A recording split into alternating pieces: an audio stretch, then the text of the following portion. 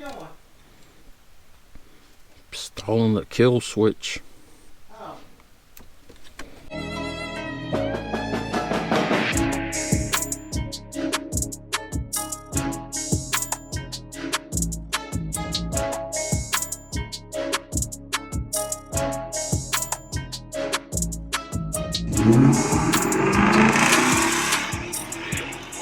What's going on, guys? Today we're going to be installing this kill switch on our push button start on the Chrysler 300S. Basically, this is another way to help prevent your car from being stolen. Essentially, this is going to allow you to disable the push button start on your car with this remote. So we'll be able to turn it on and off from here. So if we get out of the car, we just hit the off button, disable the push button start. That way nobody will be able to get in there, try to duplicate your key, get the car started, things like that. So this is a pretty straightforward install, but it will require a little bit of wiring. As you can see, nothing too crazy. We're just going to need to splice this in between the power and ground on our push button start, and we'll have to remove some dash panels and stuff like that. But like I said, nothing too crazy. So let's go ahead and jump into it. All right, guys, so the first thing that we're going to want to do, you're going to want to do this anytime you work with anything electrical, is go ahead and disconnect your battery. So I'm going to go ahead and prop this up. And then I'm just going to disconnect the negative terminal here to make sure that we don't blow any fuses or anything like that. So let me grab the socket and we'll get this done, and then we'll move inside the car to the next step.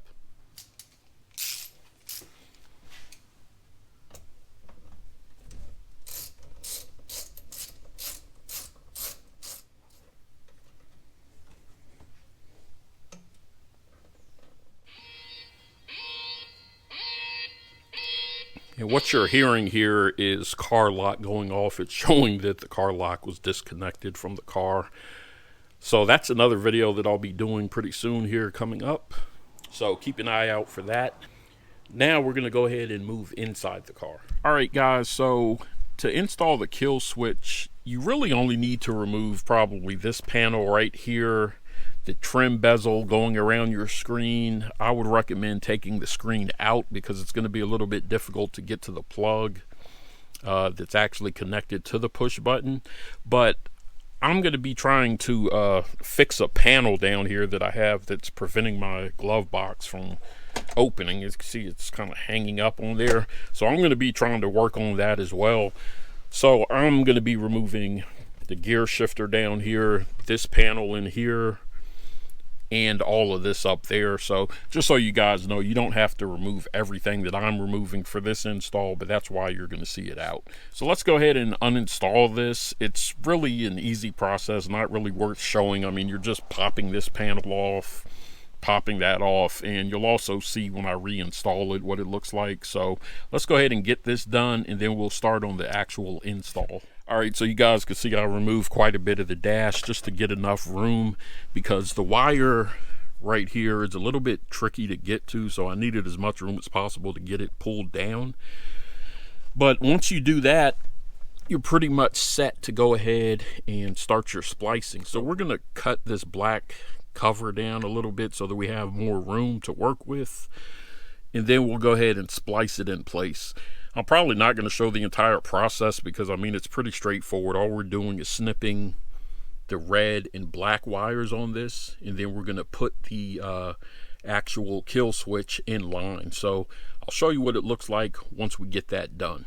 All right, so I cut off some of the excess here to give me enough room to work with, and I'm going to go ahead now and cut the red and the black wires. All right, now, like I said, you definitely want to make sure that you have the battery disconnected for this part. And we're just going to go, let me see, about right here. Should be good. And then our black wire, same thing. All right, so now we just need to go ahead and strip some of the plastic sheathing off of here.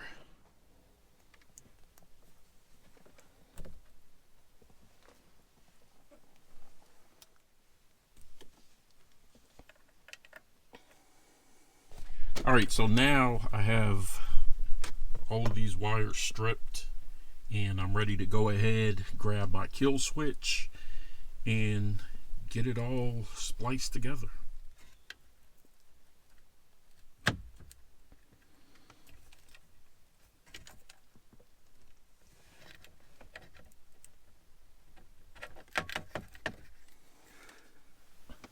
All right, so now with the kill switch, this side is in, this side is out. So this side here in, we want to have connected to the wires right here that are facing the car, and then out is going to go to the plugs into the push button start. So if you're looking at the switch like this, on the left side, that's going to be your input, and the right side will be your out. So with these, we can just pull this off. Input wire down here. Go ahead and do the power first.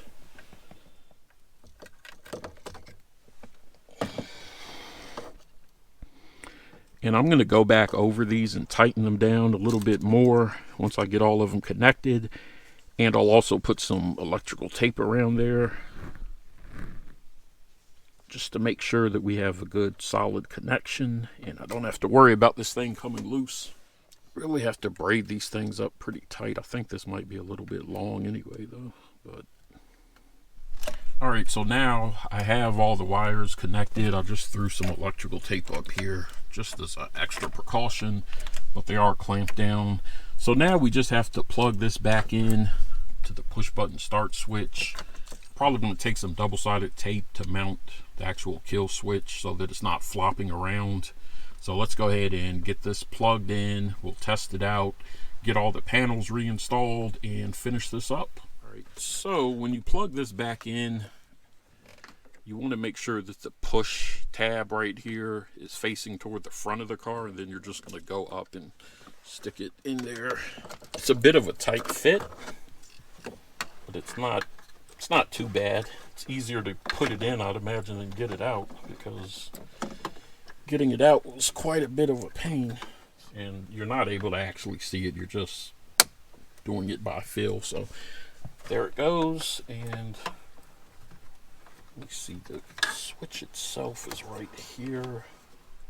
So I have it mounted with double-sided tape on the back of the push button start switch. Shouldn't be in the way of any of these components when I put them back in. Now is go ahead and reconnect the battery so that we can test this out. So let's go ahead and do that.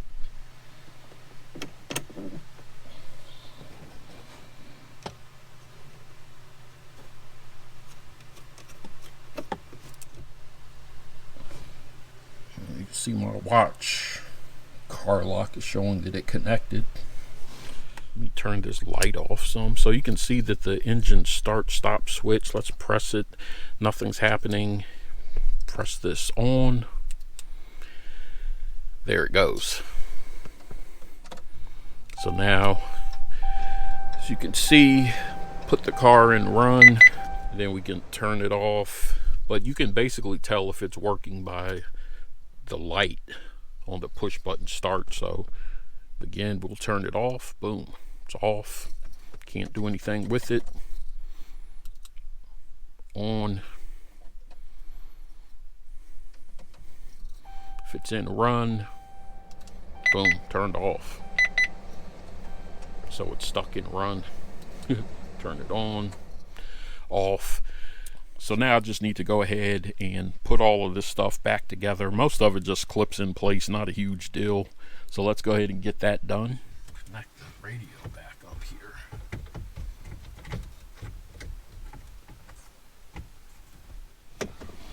Go ahead and push this in, or screw it in rather.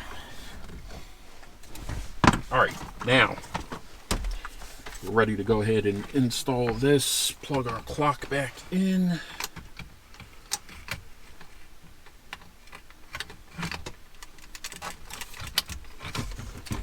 There, then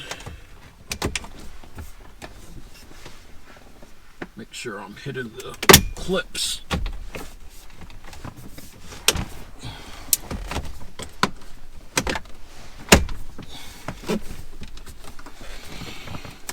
here just clips into place. So just stick that up there. Clip that in. This part here, there are 2 screws down here that you have to remove to get this out. They're actually down here. So we're just going to, I think, there we go. All right, so the last part I need to put in is just our gear selector. And while I have this out, this is the Destroyer 1320 neutral strap cover kit. So this is going to prevent anybody from getting to the neutral strap, which is underneath here. You might be able to get a peek of it, that hint of red right there that you see. That's another way people steal cars, because that strap can be accessed. Let me put this up here to try to make it make sense. Basically, if you pull this piece out, you would normally have access to that strap. So people are basically breaking into cars, coming here, pulling this little panel out, and then they just pop it, put it in neutral, roll the car out the driveway, and they're gone. So this plate right here just basically screws in place, and I'll put a link to the video. I actually did the video on the She Fast channel, showing you guys how this installs and everything.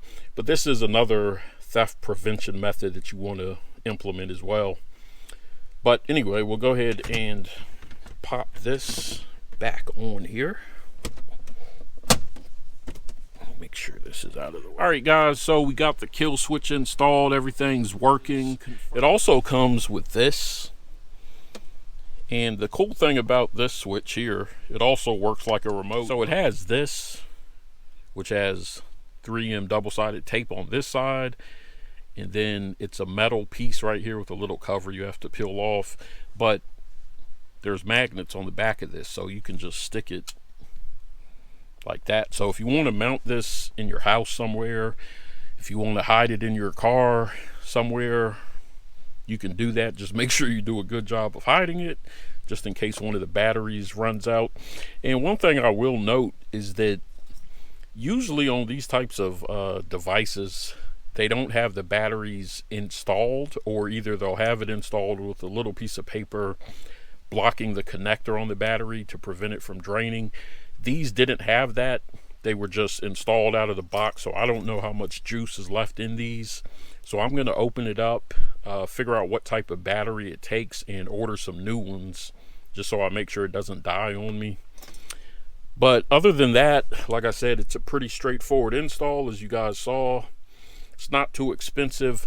We have it linked on our Amazon storefront, so you guys can go there to find it. And keep an eye out for more videos. Like I said, I'll be doing the car lock video and a few other videos concerning keeping your car safe, locking it down. The car lock video is actually going to tie in with the taser video that I did previously, where you can set a security pin on your steering wheel. So make sure you keep an eye out for that, because I'm going to be kind of connecting the dots on those two devices and how they can work together.